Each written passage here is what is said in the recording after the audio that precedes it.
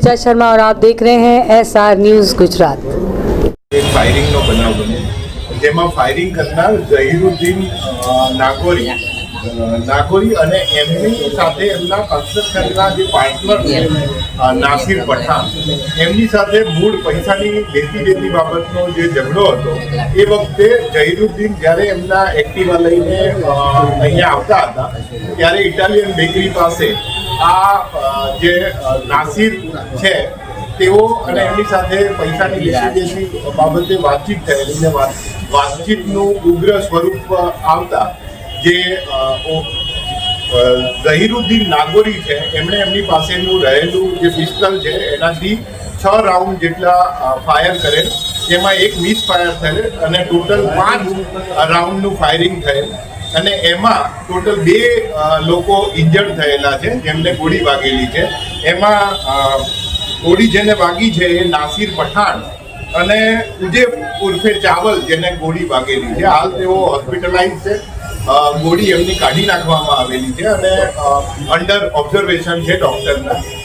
આરોપી જે છે તે પણ અત્યારે હાલ હોસ્પિટલમાં છે અને પોલીસના અંડર ઓબ્ઝર્વેશન રહેલા।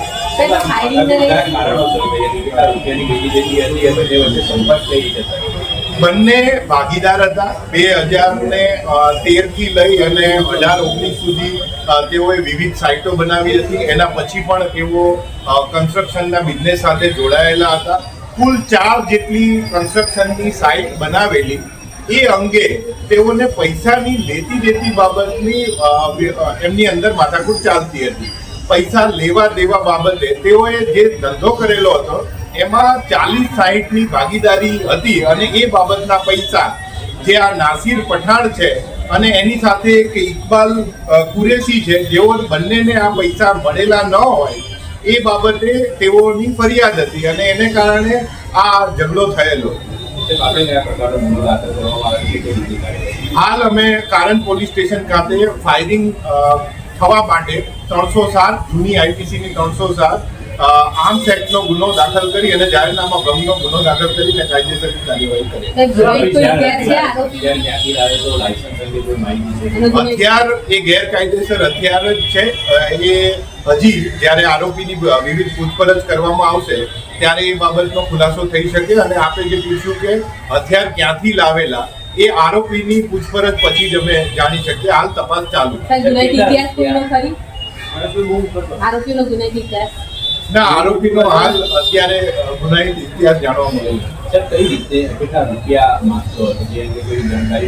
4 કન્સ્ટ્રક્શન સાઇટને કન્સ્ટ્રક્ટ કર્યા પછીનો જે નફો થયેલો છે એ નફો બાબતની આ માથાકૂટ છે અને કેટલા રૂપિયા છે એ ચારેય કન્સ્ટ્રક્શન સાઇટનો એટલે કે એમની આરોપી અને ફરિયાદીની પ્રોપર પૂછપરછ કરવામાં આવે પછી અમે કહી શકીએ કે કેટલા રૂપિયા બાબતની માથાકૂટ।